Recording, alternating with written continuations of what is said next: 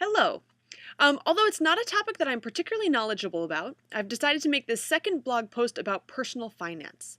As I mentioned in my first post, about 2 years ago, I decided that I needed to learn more about personal finance because I was broke and stressed out about money. And so I read a number of books and read some articles online, watched some videos. If you'd like a complete list of those books, they are in the text version of this post. I'll have to warn you, they're not very well written for the most part, but there is some really useful information in there. So, based on the information in these books, I did make some changes in my life and how I spend and save money. And so what I wanted to do with this post was just to share a few of the ideas from those books that affected me most. And the biggest idea by far, the one that made the biggest difference for me, was the idea that I needed to define my values and then make decisions based on those values. And this idea was most clearly described in David Bach's book, Smart Couples Finish Rich. That's what it's called. And he outlines a pretty useful process for defining your values, setting goals that are in line with these values, and then planning on how to achieve your goals.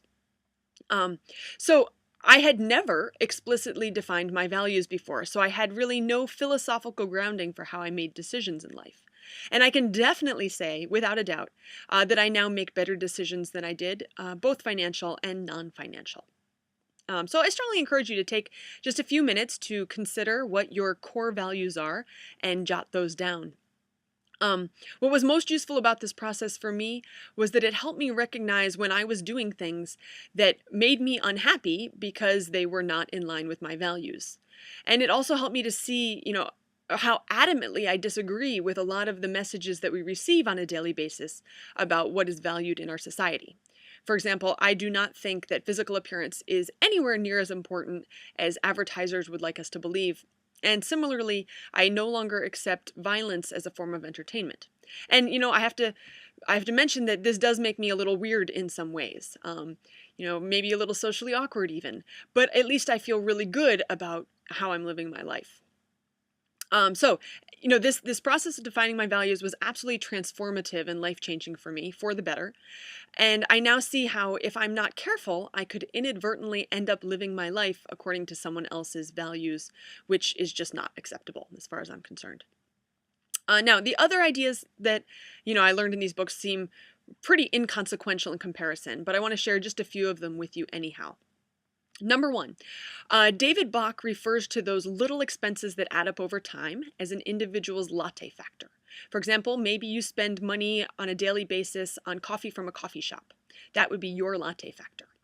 I am not a big coffee drinker, but I was able to identify two latte factors in my life. The first one being money spent on books, and the second one being money spent on beer and wine. And I'm not a huge drinker, but it is one of those expenses that can add up pretty quickly. So as a result, I am visiting the library more rather than purchasing books. And although Jeff and I decided that we were not willing to give up our daily drink with dinner, we at least do steer clear of the expensive stuff. The second idea I wanted to share with you. Dave Ramsey talks about using gazelle intensity to get rid of debt. And essentially what that means is just doing whatever you can and making sacrifices where necessary to pay down your debt quickly. And even, if that means living a slim lifestyle for a while, not having the luxuries that you're accustomed to, that it is worth it to do that. And I would say that, Jeff and I we're nowhere near the point of gazelle intensity. But we are paying down our debt, student loans, that kind of thing, faster than we were. And boy, does it feel good. And another thing or point number 3, which certainly would help you with the gazelle intensity idea, is the idea of living below your means rather than simply within your means.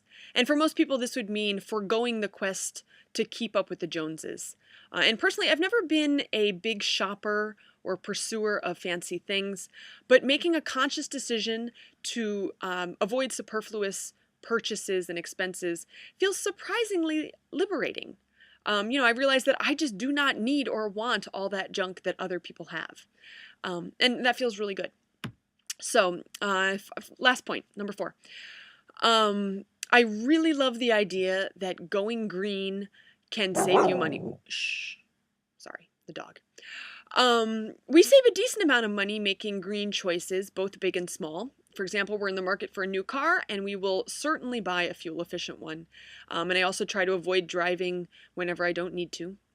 And then, in terms of smaller things, rather than buying paper towels, we use reusable rags, and that we save the money on the paper towels, which little bit time adds up. And also, then we don't have the waste of the paper towel itself being thrown away. So I realize that my financial literacy is still pathetically inadequate, but at least I know a whole lot more than I did before I decided to try to learn something about it. And I also feel that I now have at least a pretty decent basis for future learning about how to manage my money. And the best part about learning about personal finance by far has been the reduction in my money-related stress level. There's a lot of evidence and research out there that a lot of people suffer from money-related stress, that it is a stressor in many people's lives. And I would suggest that perhaps that's because most people never receive any formal training in how to manage their money. I know I never did.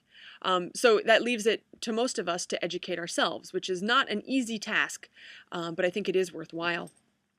And it also leads me to pose the question, why is personal finance not a required subject in every school? I think it's just way too important to neglect.